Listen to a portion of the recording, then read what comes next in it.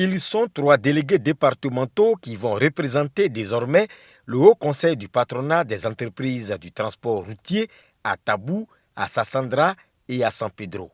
Ces 3 délégués ont reçu, en présence des autorités locales, leur accréditation leur permettant de mener des activités opérationnelles au nom du Haut Conseil. La partie juridique est finie. Nous partons sur une nouvelle base.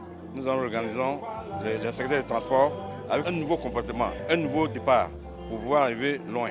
C'est l'aboutissement de tant d'années d'efforts pour organiser les transporteurs de la région de Bassa-Sandra en une entité unique, par département, pour pouvoir avoir une autorité unique. Donc vraiment, nous sommes plus heureux qu'eux-mêmes les transporteurs. À travers ce lancement des activités des délégations départementales, Diaby Ibrahim, directeur général du Haut Conseil du patronat des entreprises du transport routier, exhorte les acteurs à s'engager sur le chemin de la professionnalisation du secteur des transports. Nous avons dit qu'il faut que nous puissions adopter des comportements d'ordre civique et que nous soyons des citoyens qui nous mettons dans le dispositif du développement de notre pays, tel qu'engendré par le président Alassane Ouattara. Rigueur, honnêteté, transparence, courtoisie, souci d'entreprise, souci de devenir grand. Parce que le débat dans lequel nous nous retrouvons aujourd'hui, c'est un débat sous-régional. Le débat n'est pas un débat de syndicalistes, c'est un débat de professionnels du transport. Le directeur général du Haut Conseil du patronat des entreprises du transport routier a saisi l'occasion pour se rendre dans des gares routières pour sensibiliser les usagers sur la menace de la Covid-19 qui plane toujours. Je constate que vous voyagez mais vous n'êtes pas protégé. Vraiment, je voudrais vous encourager à ça. Puis la question de la distance, tout ça, c'est des choses que vous devez observer. Ce sont au total 107 délégations du Haut Conseil du patronat des entreprises du transport routier qui sont installées sur toute l'étendue du territoire national.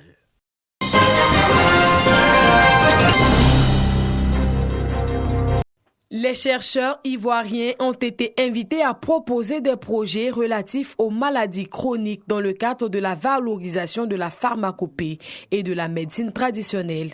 Sur 26 propositions de projets, 5 ont été sélectionnées pour un accompagnement par le Fonds pour la science, la technologie et l'innovation, FONSTI. À travers cet appel, ministre, nous avons voulu que nos chercheurs apportent leur contribution à la lutte contre la Covid-19 en nous proposant des solutions endogènes qui puissent aider à lutter efficacement contre ces facteurs de comorbidité.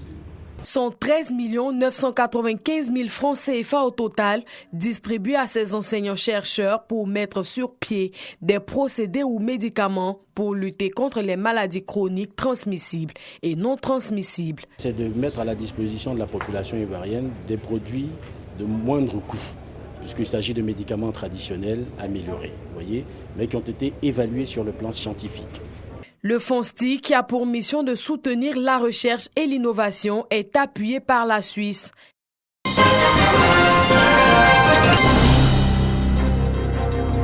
Pendant 3 jours, des sujets d'actualité d'ordre économique et social ont été développés par les doctorants de l'UFR, des sciences économiques et de développement de l'Université Alassane Ouattara de Bouaké. Je viens de soutenir ma thèse en sciences de gestion. Sur le thème le rôle modérateur de la justice organisationnelle PSU dans la relation entre la motivation des services publics et l'implication organisationnelle des enseignants du secondaire public ivoirien.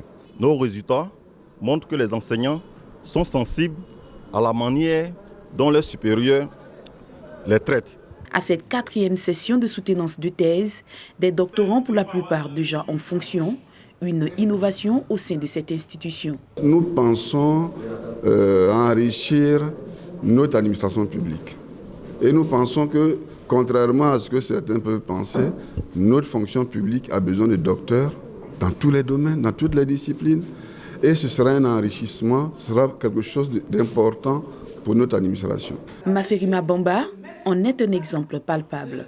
Cadre des impôts, aujourd'hui docteur en sciences de gestion, elle entend mettre le fruit de ses recherches au service du développement économique de la Côte d'Ivoire. Notre réflexion a porté sur la fraude fiscale. Comment on peut amener le contribuable à payer librement ses impôts? Je peux aller encadrer des jeunes gens compte tenu de mon expérience à la Direction générale des impôts, mon expérience en tant que collaborateur avec l'Ordre des experts comptables, je peux apporter quelque chose aujourd'hui au niveau de la Côte d'Ivoire. Et je suis très, très heureuse. Ces soutenances de thèse se sont tenues en présence de professeurs agrégés en sciences économiques et de gestion du conseiller africain et malgache de l'enseignement supérieur, CAMES. Nous avons sorti de très bons docteurs.